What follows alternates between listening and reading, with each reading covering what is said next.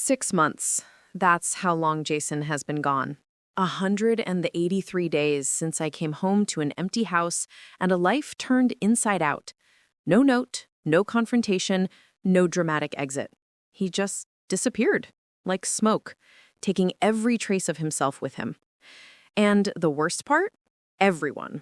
My family, his family, our friends, even strangers on the internet thinks I got exactly what I deserved. My name is Lauren, and I'm losing my mind trying to find a man who clearly never wants to be found. It started with such a small thing. I'd left my laptop open on the kitchen counter while I ran to answer the door, a delivery, nothing important. When I came back, Jason was standing there, staring at the screen. His face was blank, which should have been my first warning. Jason's face was never blank. He was the most expressive person I knew, every emotion written clearly across his features. "What's wrong?" I asked, setting the package down. He didn't answer, just closed the laptop quietly and walked upstairs. I heard drawers opening, the closet doors sliding. By the time I made it up there, he had a suitcase on the bed, methodically folding clothes. "Jason, what are you doing?" Still no answer. He moved with purpose, taking only essentials, work clothes, toiletries, his grandfather's watch, nothing we'd bought together, nothing that carried memories of us. "Will you please talk to me?" I was getting scared now. "What did you see?"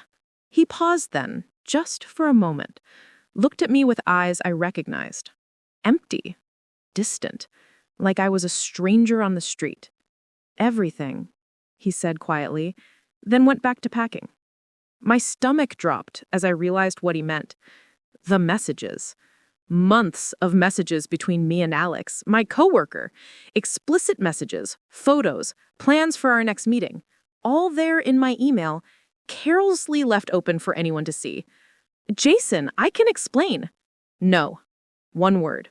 Firm, but not angry. No explanations, no fights, no drama. "I'm done." "You can't just leave." "Watch me." And I did. Watched him zip the suitcase, grab his keys, walk past me like I was furniture. I've followed him downstairs, begging, crying, making every promise I could think of. He didn't respond to any of it, just loaded his car and drove away. That was June 15th, a Tuesday. I thought he'd come back once he cooled off. Men always came back, didn't they?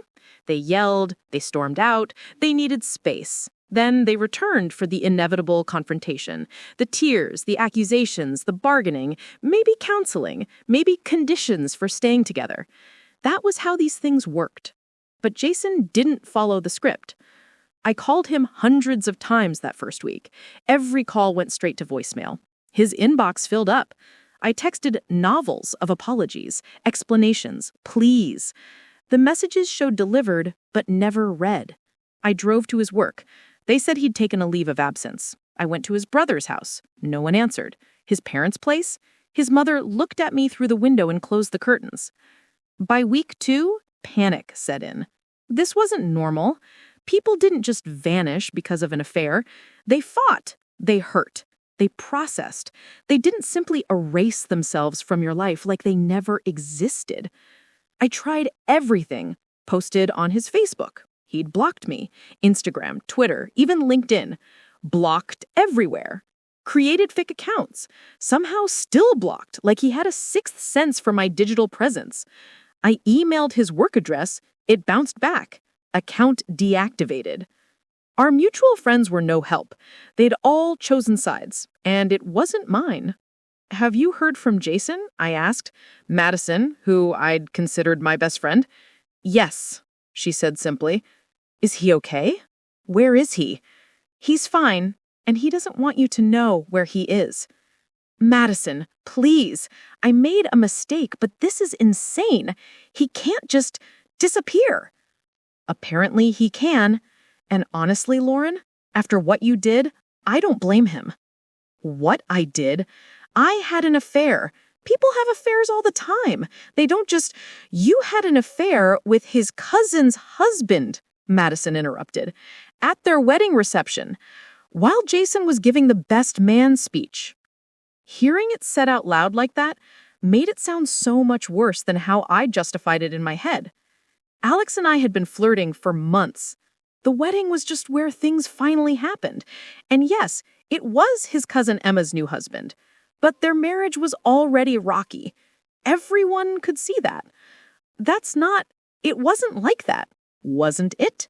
Madison's voice was cold. Because Emma found out when she saw the messages on your laptop too. The ones where you described in detail what you did in the coat room while she was having her first dance. She's filing for divorce, by the way.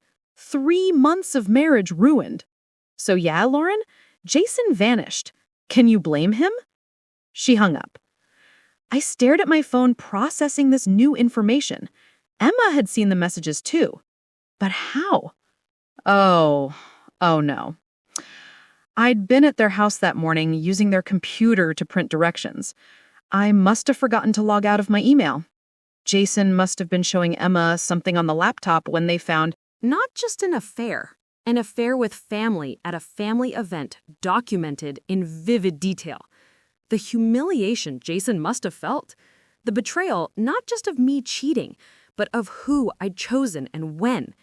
I tried to fix things with Emma first, thinking maybe if I could repair that damage, Jason might talk to me. But Emma had blocked me too. Her entire family had closed ranks. Alex, of course, was dealing with his own fallout and wanted nothing to do with me. This was just fun, he'd texted, before blocking me too. Not worth destroying my life over. By month 2, I was unraveling. Jason had been surgical in his disappearance. Our joint bank accounts had been properly divided. He'd taken exactly half, not a penny more. The house was in my name, a gift from my parents, so he had no claim. But he'd removed every trace of himself. His clothes, his books, his gaming setup, the stupid movie posters I'd always complained about, even photos. He'd taken them all, leaving empty frames and blank spaces on the walls. I hired a private investigator. Felt like a stalker doing it, but I was desperate. The PI took my money, did some digging, came back with nothing.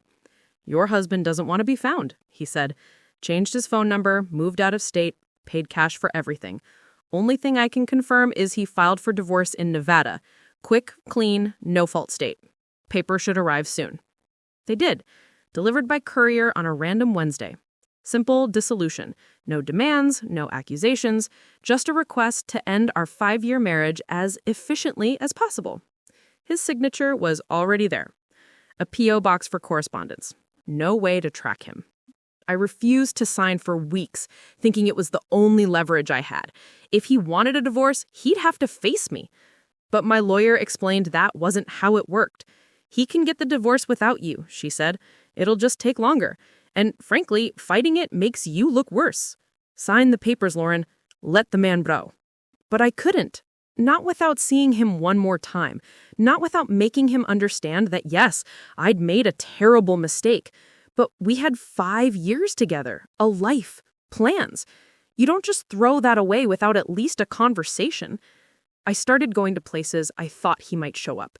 His favorite coffee shop in Columbus, where we'd had our first date. The bookstore where he spent Saturday afternoons. The hiking trails he loved. Nothing. It was like he'd been erased from the world. Month 3, I cracked. Started posting on social media about our situation, not the details. I wasn't that stupid. But vague posts about missing him, about mistakes and forgiveness, about second chances. I thought maybe if I could get enough sympathy, enough people on my side, someone would tell me where he was. It backfired spectacularly. Someone, I never found out who, posted the real story in the comments. The affair, the groom's wedding, the graphic messages. Within hours, I was trending on Reddit. Woman cheats with groom at wedding. Shocked when husband vanishes became a viral sensation. The comments were brutal. Play stupid games, win stupid prizes. This is the level of petty I aspire to. King just said nope and bounced. She really thought he'd stick around after that level of disrespect? Delusion. Strangers from around the world weighed in on my marriage, my character, my appearance. They found my Instagram, my LinkedIn, everything. The messages ranged from calling me names to detailed descriptions of what they thought I deserved. I had to make everything private, but screenshots lived forever. My employer saw the posts.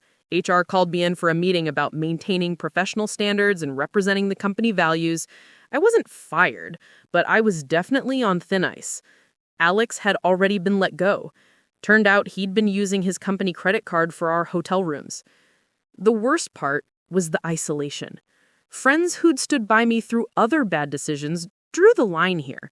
My sister, who'd always defended me, just shook her head when I tried to explain. You humiliated him, not just by cheating, but by doing it with Emma's husband at her wedding while he was giving a speech about love and commitment. Do you understand how that must have felt to find those messages describing what you were doing while he was up there talking about sanctity of marriage? I made a mistake. You made a choice. A cruel, selfish choice. And now you're facing the consequences. Jason doesn't owe you closure. He doesn't owe you anything. By month 4, I was seeing a therapist. Not because I wanted to, but because I was literally losing my mind. I couldn't sleep, couldn't eat, couldn't focus on anything but finding Jason. The therapist, Dr. Martinez, was the first person who didn't immediately judge me. Tell me about the affair. Not the details, but why? What were you looking for? I never really thought about it. Excitement, I guess. Jason was safe, predictable. Alex was dangerous. Dangerous how? He was married, unavailable. It was thrilling, all the sneaking around. And the fact that he was married to Jason's cousin. I didn't plan that. It just happened at their wedding. We'd been flirting for months. The wedding was just opportunity. Dr. Martinez made notes. How do you think Jason felt when he found out?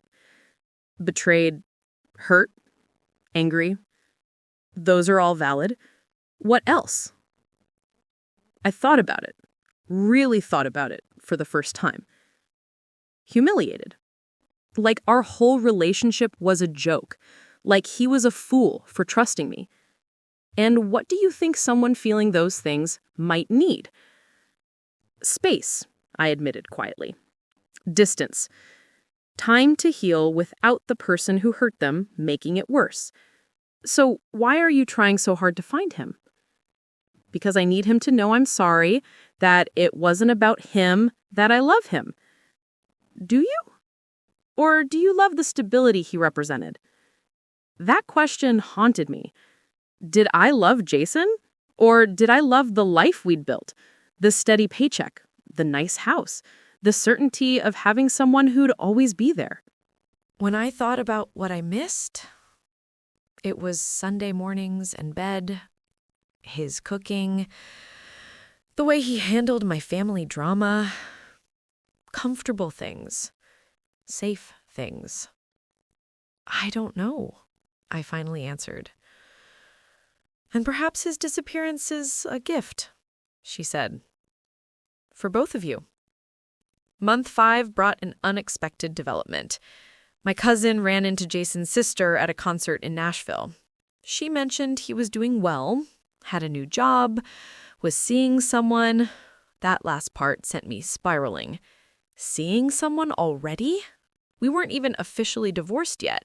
How could he move on so fast? It had been 5 months. I destroyed my life for him, lost friends, became internet infamous, and he was dating? I redoubled my efforts to find him, hired a different PI, one with fewer scruples. He found Jason in Oregon, working for a tech company, living in a small apartment. No social media presence, no listed phone number, but alive and apparently thriving.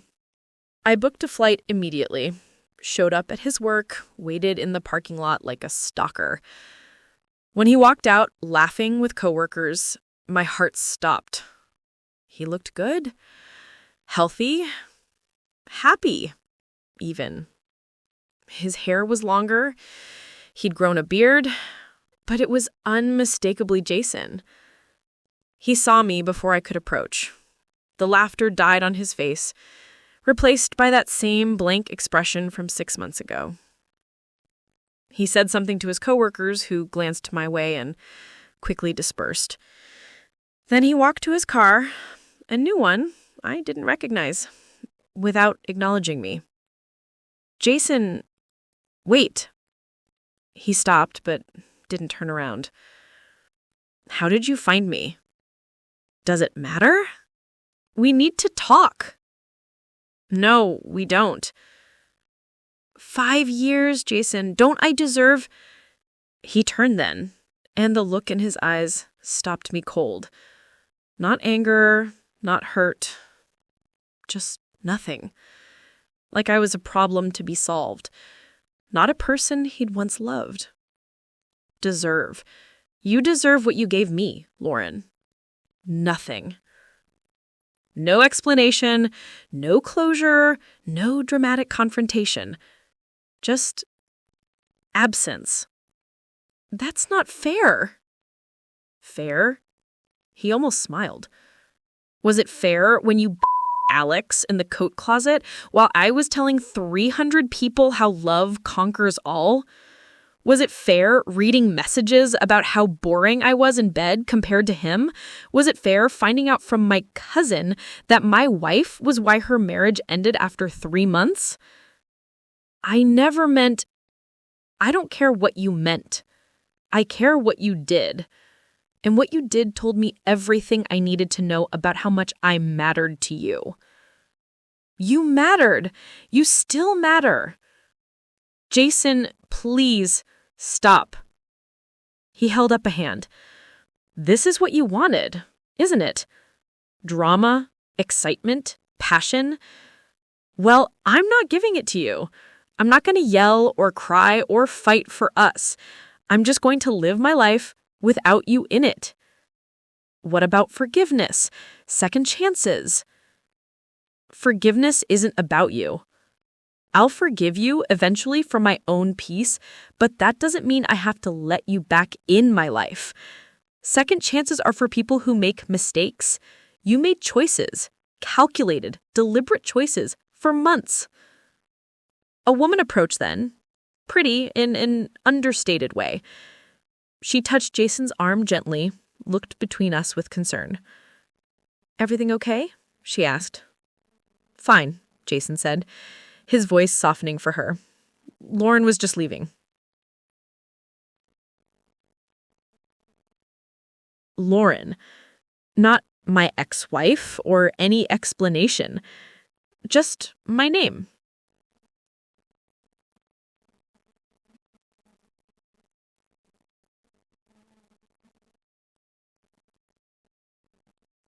This is why you won't talk to me, I demanded. Because of her? No, he said simply. I won't talk to you because I have nothing to say.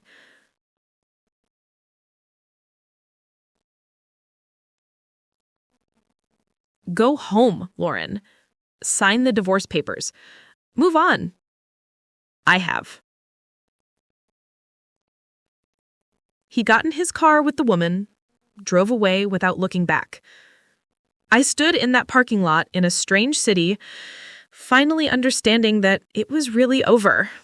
Not because he'd found someone else, but because he'd found peace without me. I flew home that night, signed the divorce papers the next morning. The filing was quick, uncontested. By month 6, now I'm officially divorced, officially alone, officially the villain in a story that went viral and then forgotten by everyone except me.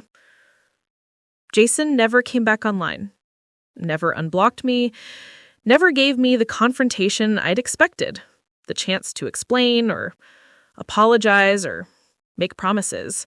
He just removed himself from my life as efficiently as he'd once planned our future together. My therapist says I'm grieving not just the relationship, but the narrative I'd created about what would happen. I thought there'd be drama, passion, a chance for redemption. Instead, I got silence. The opposite of love isn't hate. It's indifference. And Jason's complete indifference to my existence is driving me insane. Why does his reaction bother you so much? Dr. Martinez asked last week. Because it's like I never mattered, like 5 years meant nothing. Or perhaps it meant so much that the only way he could heal was to act as if you never existed. Sometimes the deepest cuts require the most distance. I see Alex sometimes around town. We don't acknowledge each other. He's trying to save his marriage, I heard. Good luck with that. Emma still won't speak to me. Not that I blame her. The friends I lost haven't come back. The internet has moved on to other scandals, but I'm still here, in this house full of empty picture frames, Googling how to find someone who doesn't want to be found at 3 a.m., still checking my phone for messages that won't come, still expecting Jason to eventually crack, to need closure the way I do. He won't. I know that now. Jason gave me exactly what I gave him. A unilateral decision to end things without input or consideration. He found out I cheated, and he vanished. And somehow that's worse than any fight we could have had, because fighting would mean he still cared. Disappearing means he decided I wasn't worth the effort. Everyone thinks I deserve this. The isolation, the silence, the complete erasure from his life. They're probably right. I humiliated him in the worst possible way, at the worst possible time, with the worst possible person. I turned our marriage into a punchline and his family into collateral damage. But knowing you deserve something doesn't make it easier to bear. I'm losing my mind trying to understand how someone can surgically remove 5 years from their life without a backward glance. How they can resist the human need for answers, for resolution, for the last word. The answer is simple, though I hate it. He could walk away because I'd already left. Every time I met Alex, every lie I told, every moment I spent in another man's bed, I was leaving Jason. He just made it official. I started therapy thinking it would help me get him back, or at least get him to talk to me. Instead, I'm learning to live with the consequences of my choices, to sit with the discomfort of being the villain in my own story, to accept that not every ending comes with closure and not every mistake earns forgiveness. Jason vanished because that was the kindest thing he could do for both of us. Fighting would have been easier, but walking away was cleaner. He gave me what I'd been chasing with Alex, a life without him in it. The fact that I want him back now that he's gone is just another cosmic joke.